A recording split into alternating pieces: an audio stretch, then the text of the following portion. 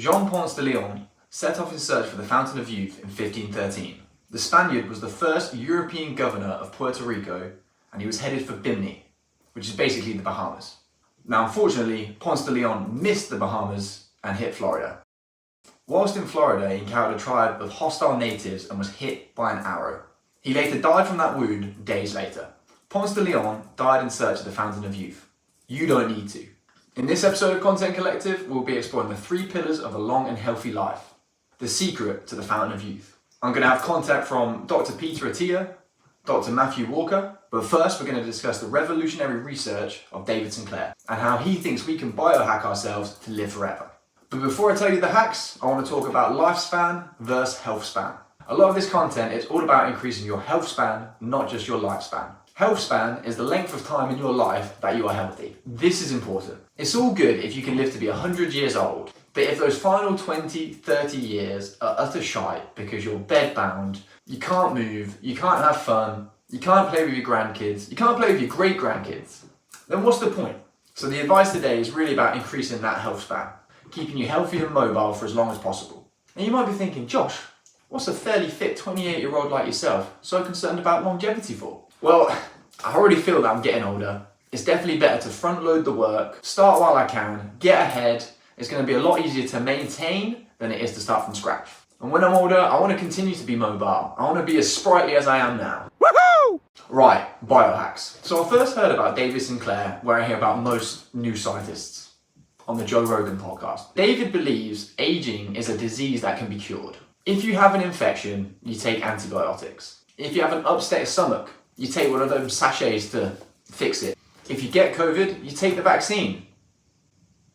No, we won't get into that one. Aging is basically where our bodies deteriorate over time. Our cells don't work as efficiently as they once did before. We can't repair cuts and bruises as well. And also our telomeres shorten. Our telomeres are like the caps on the top of our chromosomes, which are within the cell's nucleus of every cell in the body, containing all our genetic information. As diseases cause our body to deteriorate, he believes aging is a similar process that, when fully understood, could be cured. Spoiler alert, we're not there yet. Anyway, this guy's built a test that can work out your real biological age. So not how old you are, how many trips around the sun you've taken. This is looking at the length of those telomeres to see how old we are biologically. I'm not really sure exactly how this works, but I'll put a link below where they explain it on their website. But hearing all this and hearing how we might be able to biohack our bodies, I was sold. So I registered my interest and I couldn't wait for the day to find out my real biological age. And so a couple of months ago, I actually got notified to say they're ready to take people on. So I'm curious, how old am I biologically? Am I 28 years old like I am currently? Or have the daily bacon sandwiches taken a bit of a hit? So I'll go to the website, I'll start researching, I'm looking for the plans, and then it hits me. The thing I feared all along, the cost. This thing is super expensive. Or at least it is to me. For the basic plan, a 3-month subscription, it works out as $199 a month. $200 divided by 30 days in a month, you get 666. That is a sign of the devil. Now, instantly, I'm thinking, no way. They have more reasonable pricing if you go for a longer period of time. It works out as $159 if you do it for 6 months, or $129 a month for 12 months. With all of these plans, you get one age test every 3 months. You get an action plan and some digital content, and then a daily longevity supplement.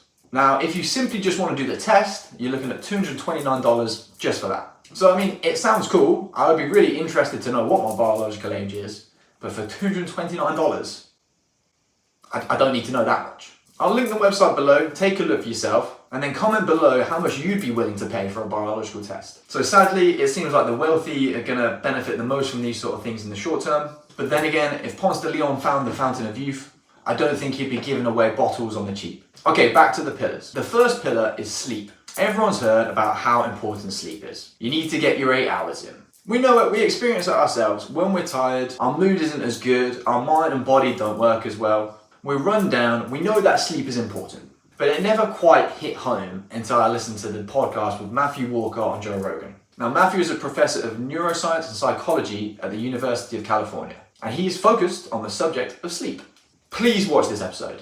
It was so insightful. So if you sleep for 6 hours or less a night, your time to physical exhaustion drops by 30%. Our ability to process lactic acid decreases, and the ability for our lungs So expire CO2 and breathe in oxygen decreases as well. All for sleeping 6 hours or less a night. So ideally we need between 7 and 9 hours. And again, below 7 hours of sleep, there is objective evidence in drops in ability. Your peak top speed, your peak vertical jump, your injury risk, all of these things are negatively impacted. But how does this affect longevity? Well, if we look at injury risk increasing, someone that sleeps 9 hours versus someone that sleeps 5 hours, the person sleeping 5 hours has a 60% increase in the risk of injury. And if you're to get injured, that's going to negatively impact your health span.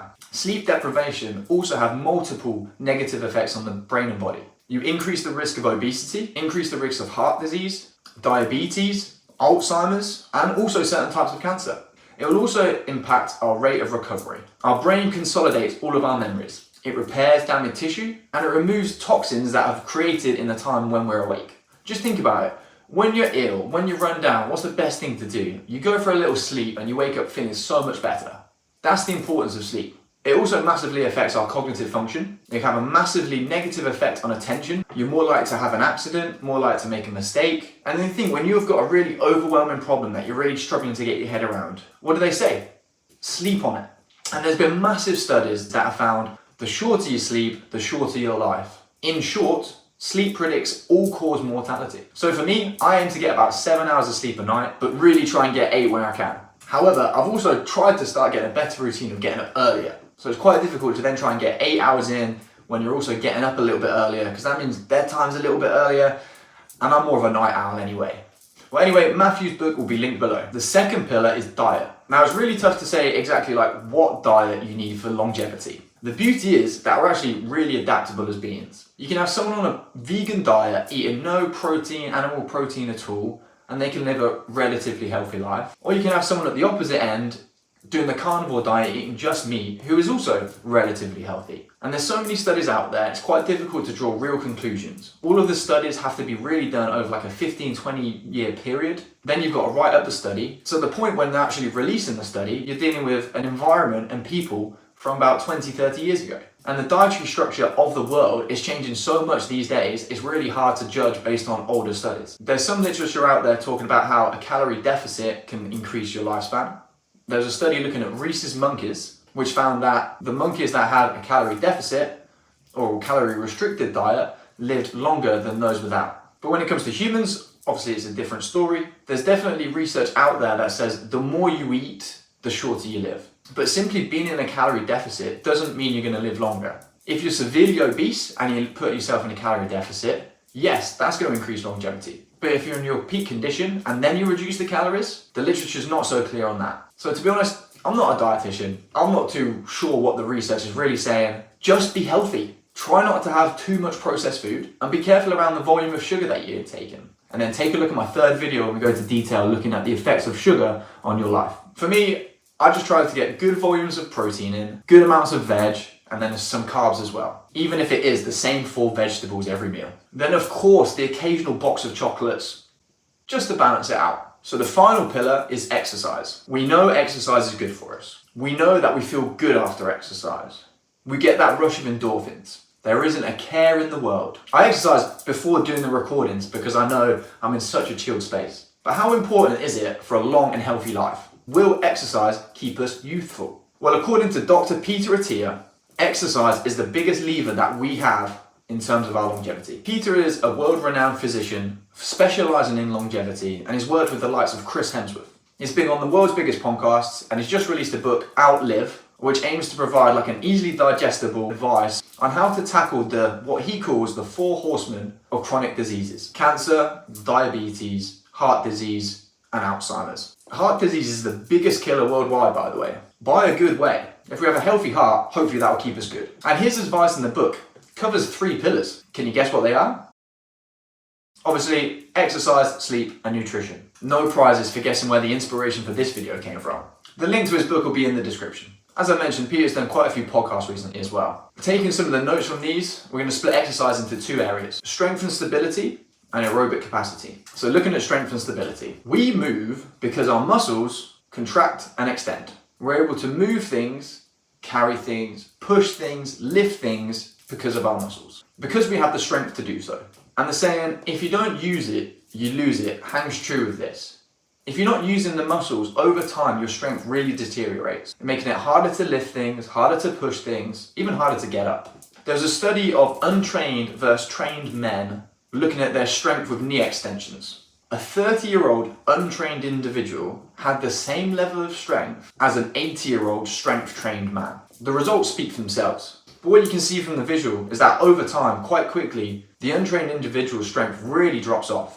And you can see the vast difference between the strength-trained and the untrained person, and then how that goes over time. So you might feel pretty strong now, but if you want to be able to lift your grandkids up when you're 60, 70, you need to keep your muscles active. You need to do resistance training and you need to work on your strength. Another benefit of strength training is trying to develop some explosive strength. Being able to jump, being able to land, explosive movements are huge for longevity. It will also decrease your fall risk. If you think about walking up and down some stairs, walking up the stairs is fine. It's the eccentric movement, you're walking up the stairs, engaging the muscles. Walking downstairs is a lot harder, especially with age. If you haven't been working on strength and stability exercises, going up and down planes of motion, one day you can be crossing the street, stepping off a curb, falling and then break your hip. And Peter reckons if you fall at the age of 70 and then break a femur, you have a 15% chance of surviving the year. If you think about it, you've lost muscle tissue, that's not going to come back.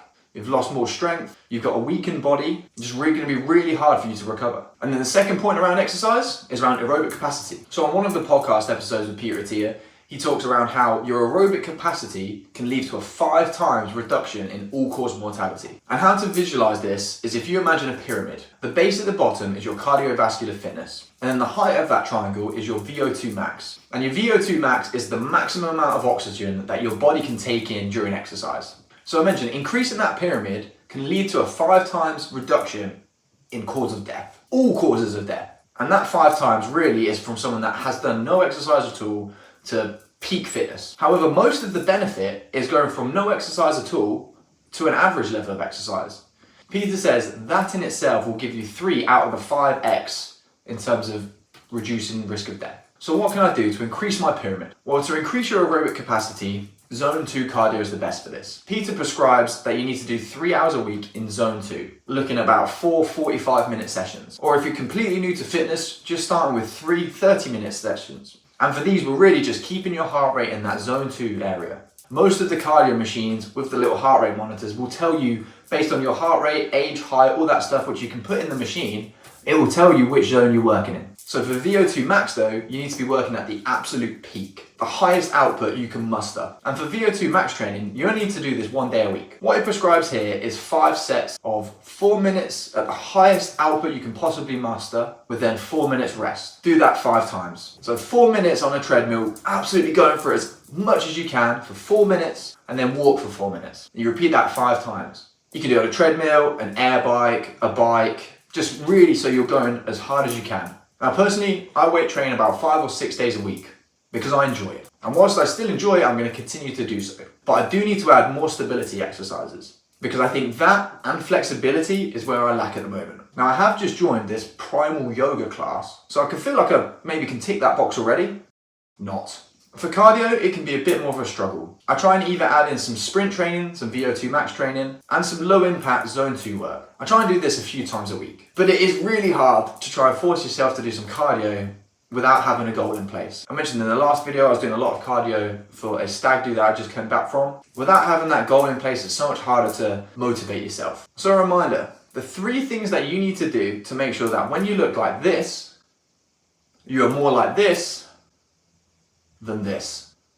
The 3 pillars of longevity, the secret to the fountain of youth, is sleep, diet, and exercise. With exercise being seen as the most important.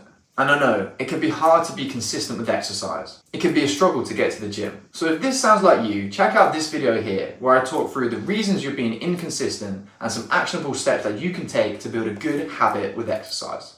And if you like this video, make sure to hit the like button, subscribe, and thanks for watching. We'll see you on the next one.